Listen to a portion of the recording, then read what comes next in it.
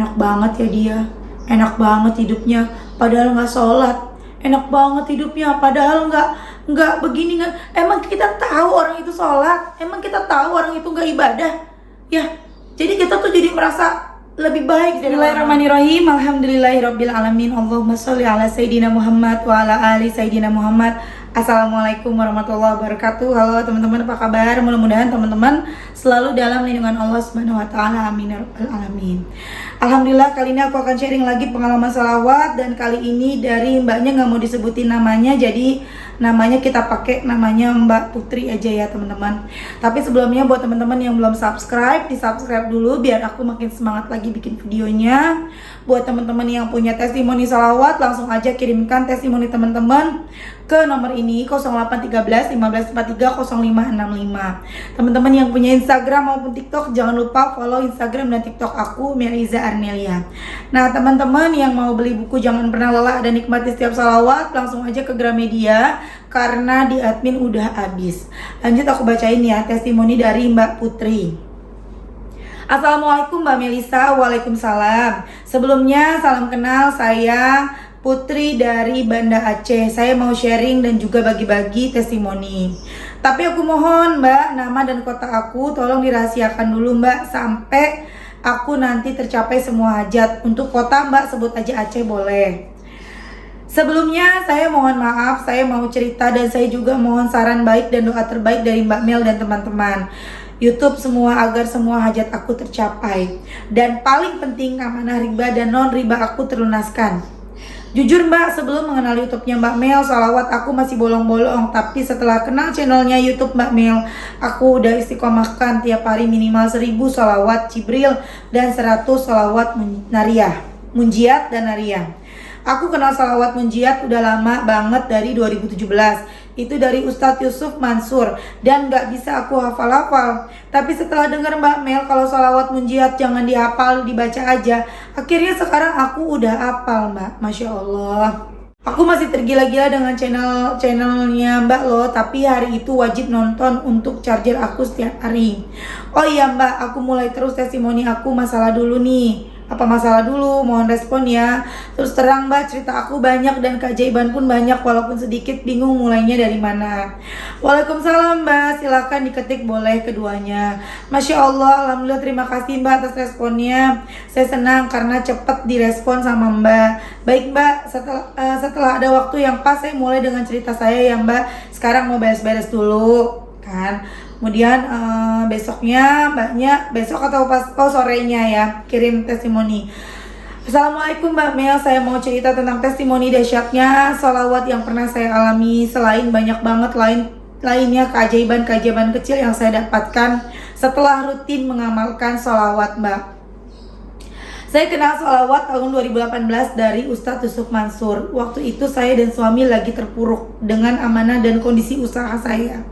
Sedikit cerita Mbak, saya seorang punya usaha toko fashion dan suami saya PNS.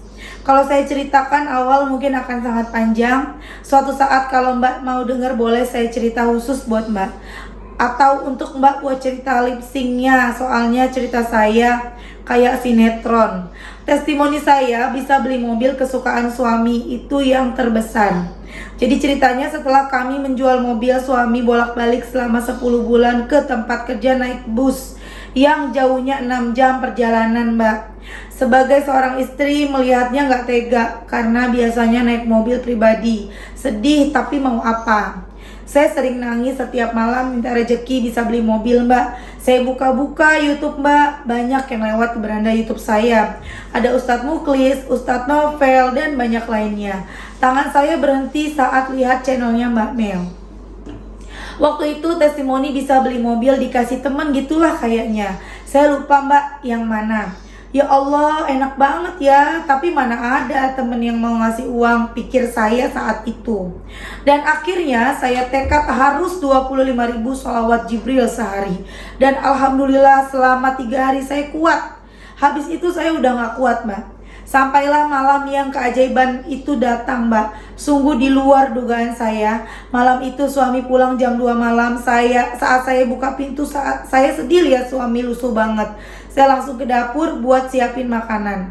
Saya inget banget sambil saya siapin makanan, air mata jatuh dan berdoa gini, ya Allah, gimana caranya agar kami bisa beli mobil lagi? Tunjukkan keajaiban-Mu ya Allah pada kami saat ini. Kasihan suami saya.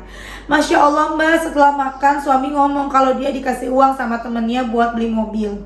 Teman ngopi bukan teman deket banget. Ya Allah Mbak, kayak mimpi, saya bergetar seluruh badan, mau nangis rasanya. Ternyata Allah benar-benar mendengar doa-doa saya. Bukan itu aja Mbak, sekarang setelah saya nggak jualan lagi, cicilan saya sebanyak 3 juta per bulan, suami yang nanggung. Saat ini saya makin semangat sholawat dan sekarang saya mengamalkan sholawat munjiat 100, Nariyah 100 setiap habis sholat fardu. Saya mohon doanya Mbak Mel dan teman-teman YouTube semua agar utang-utang saya segera lunas. Amin. Terima kasih Mbak Mel buat waktunya dan saya doakan juga buat Mbak Mel semoga Allah memberikan rizki yang berlimpah, kesehatan, keluarga harmonis buat Mbak Mel dan teman-teman YouTube semua. Amin. Oh iya Mbak, nanti Mbak buat cerita kalau mau share cerita saya, soalnya kepanjangan. Nanti kalau saya punya testimoni lagi akan saya bagi. Kalau testimoni kecil banyak Mbak, misalnya dapat beras, dapat uang tiba-tiba, dapat makanan udah biasa Mbak. Banyak yang bantu, yang saya pikirin terjadi. Banyak Mbak, bingung mau tulis yang mana. Baik Mbak, cukup dulu ya. Wassalamualaikum Mbak Mel. Masya Allah, aku jawab ya teman-teman. Masya Allah, ikut seneng Mbak. Kalau boleh tahu dikasihnya berapa dan beli mobil apa? Gimana ceritanya bisa sampai dikasih uang sama temennya? Biar teman-teman yang denger makin semangat ya. Biar kita semangat ya, kan ini kita bertanya-tanya gimana ceritanya gitu kan. Maaf Mbak, saya nggak bisa cerita detailnya. Soalnya suami saya nggak mau ceritanya diketahui orang lain. Pokoknya lebih dari 100 juta Mbak. Karena suami beli mobil terbaru walaupun second. Dulu saya juga ada usaha Mbak, tapi sekarang udah enggak. Karena modal saya habis semua. Saya sekarang fokus sama anak-anak dan rumah aja. Saya mohon doanya untuk kedepannya agar kedepannya ada usaha lagi. Jadi bisa bantu suami bayar amanah kami yang di bank. Ceritanya kata suami saya, temennya ini pegang proyek, jadi sering ngopi bareng. Jujur suami saya itu banyak banget temennya dan orangnya cepat akrab sama orang. Orangnya super baik. Temennya ini kasihan lihat suami saya bolak-balik naik angkutan. Tiba-tiba dibilang, doain kalau proyeknya berhasil akan dikasih bagian biar bisa beli mobil lagi. Masya Allah ya, jadi ceritanya seperti itu ya teman-teman. Jadi akhirnya teman dari suaminya Mbak Putri ini menang proyek gitu loh. Jadi deal gitu mungkin ya, menang proyek, berhasil proyeknya, akhirnya dijanjiin mau ngasih uang buat beli mobil, dikasih lah. Jalan rezeki itu kita nggak tahu dari mana datangnya, nggak tahu kita ya. Kita mau mikirnya udah duh dari mana aku nggak kerja, duh dari mana aku gajinya cuma sekian, dari mana. Jangan mikirin dari mana, hasil itu urusan Allah. Tugas kita mah usaha. Tugas kita tuh berusaha deketin Allah. Berusaha dengan cara langit dan cara bumi. Cara langitnya deketin Allah, perbanyak baca salawat, perbanyak baca Quran, benerin sholat. Cara buminya ya kita bekerja tetap bekerja. Yang dagang tetap dagang, semangat dagangnya, jangan malas-malesan. Yang kerja tetap bekerja. Yang apapun itu kalian yang lakukan seperti biasa. Kalau yang nggak kerja gimana Mbak? Kalau yang ibu rumah tangga ya udah kencengin ibadah. Pekerjaan rumah tangga yang kita kerjakan setiap hari ya kita kerjakan dengan senang hati gitu loh. Jalanin seperti biasa. Kalau misalnya teman-teman, tapi Mbak saya nganggur, saya bukan ibu rumah tangga gitu ya, saya nganggur gimana? Ya emang mau ngapain lagi? Ikhtiar buminya ya kita melamar pekerjaan, ikhtiar langitnya kita deketin Allah gitu ya. Pasti ada jalan dari Allah teman-teman. Teman-teman pengen punya apa? Doa aja, baca sholawat. Sanggup nggak kayak Mbak Putri 25.000 sholawat Jibril Sallallahu alaihi Muhammad? Itu nggak mudah loh. Kalau mikir pakai logika, dari mana Mbak Putri bisa dapat uang? Sementara Mbak Putri ini usahanya lagi stop ya. Dari usaha nggak mungkin. Sementara bekerja juga nggak ya kan? Yang bekerjanya suaminya. Ya Allah datangkan rezeki lewat suaminya. Itu loh. Datang Allah mendatangkan rezeki melalui suaminya. Seperti itu. Jadi kita jangan mikirin hasil, udah capek teman-teman. Kita pikirin aja gimana caranya kita hari ini bisa kekejar 25.000 baca salawat Jibril. Tapi tidak harus ya, jangan kita mikirnya harus gitu, enggak. Baca salawat itu tidak ada keharusan baca sekian-sekian, enggak ada. ya. Yang ada semakin banyak semakin bagus, semakin banyak semakin bagus. Dah. Jadi nggak ada harus sekian ribu, harus sekian puluh ribu, harus sekian ratus, enggak. Makin banyak makin bagus. Berapa banyak? Sebanyak-banyaknya. Sanggupnya 5.000, oke. Sanggupnya 1.000 nggak apa-apa. Sanggupnya 25.000, keren. Dan itu nggak mudah. Seperti yang dialamin sama Mbak Putri, 3 hari berturut-turut Shallallahu alaihi Muhammad, 25.000 dapat mobil. Coba teman-teman, ayo, sanggup nggak 25.000? 25.000 Shallallahu alaihi Muhammad, bener-bener 25.000 ya. Itu biasanya teman-teman seminggu aja tuh beres masalah. Atau misalnya paling lama 2 minggu. Cobain, sanggup nggak baca 25.000? Ya, jadi kita coba dulu, karena kita suka mengeluh. Banyak yang ngeluh, Mbak. Ada yang pernah bilang, aku udah 2 tahun baca salawat, kenapa doaku belum dikabulkan? 2 tahun ini bener nggak gitu loh, bener nggak istiqomah salawat? Aku nih curiga nih, yang suka bilang udah 2 tahun, udah setahun, udah 3 tahun, udah bertahun-tahun, jangan-jangan nggak istiqomah. Jangan-jangan hari ini salawat, besok nggak, atau hari ini salawat 1.000, besoknya 100 doang, besoknya 50 doang, besoknya baru 1.000 lagi. Sementara kita setiap hari itu kan dosa, ngelakuin dosa terus ya. Ya ketutup lagi doa kita sama dosa-dosa kita, kehalang lagi sama dosa-dosa. Bacanya bener-bener, kalau bacanya bisa sampai 25.000 salawat Jibril misalnya, bener-bener setiap hari ya, selama setahun 2 tahun, nggak mungkin nggak dikabulkan doanya. 2 minggu aja dikabulkan ya. Ada yang 5.000 salawat setiap hari, dikabulkan doanya ya. Istiqomah 2 bulan, 3 bulan, 6 bulan, itu dikabulkan. Mbak siapa, aku lupa, pernah testimoninya ya, ada di YouTube ya. Yang kepengen kerjaan, dapet. Udah kerja tetap salawatan, di perjalanan baca salawat 5.000 setiap hari. Pengen pindah ke kerjanya yang lebih bagus, dapet. Pengen nikah, dapet. Yang 5.000 aja dapet baca salawat, apalagi yang 25.000. Terus baca, tapi nggak cuma salawat, sholatnya benerin. Jangan kita salawat doang, sholat enggak, ya sama aja bohong. Kita salawat, kalau ada yang nanya, Mbak, kalau kita baca salawat tapi kita nggak sholat gimana gitu loh, apakah kita tetap dapat pahala dari bersalawat? Dapat, tapi kita juga dapat dosa dari ninggalin sholat. Itu kan kewajiban kita sholat. Kita baca salawat 5.000, 10.000, Allah balas dengan 10 kali lipat, tapi kita nggak sholat, ya sama aja bohong teman-teman ya. Sholat benerin, perbanyak sholawat, tambahin lagi Quran gitu loh.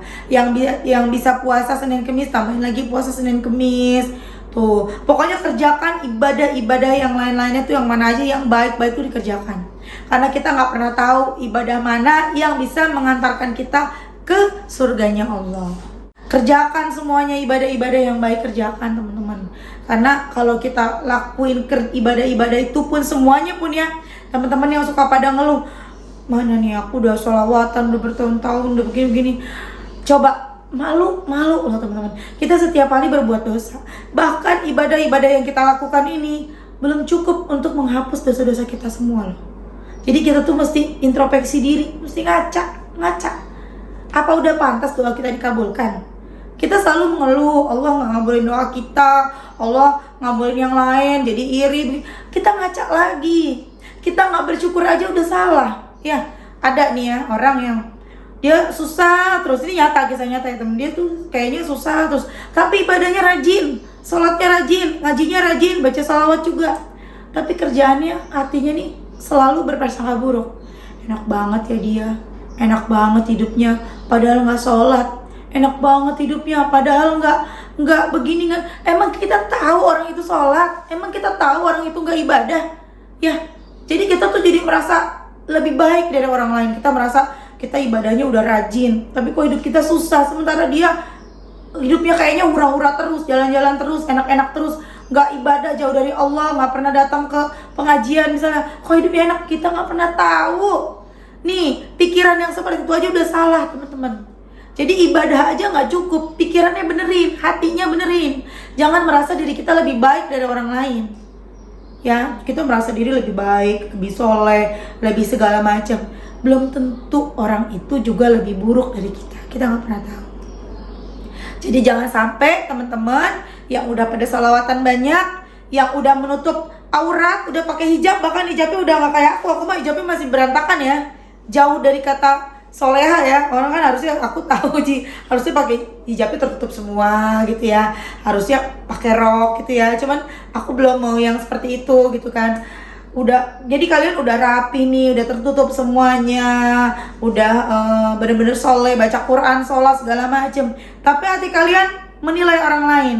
Ih, bajunya begitu, ih bajunya terbuka banget, ih orangnya begini, ih dandanannya menor banget. Ya percuma.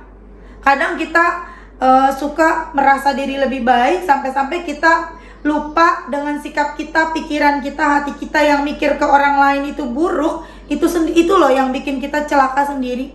Ya hilang deh amalan-amalan kita. Itu ya teman-teman ya. Jadi udah deh, ayo deh.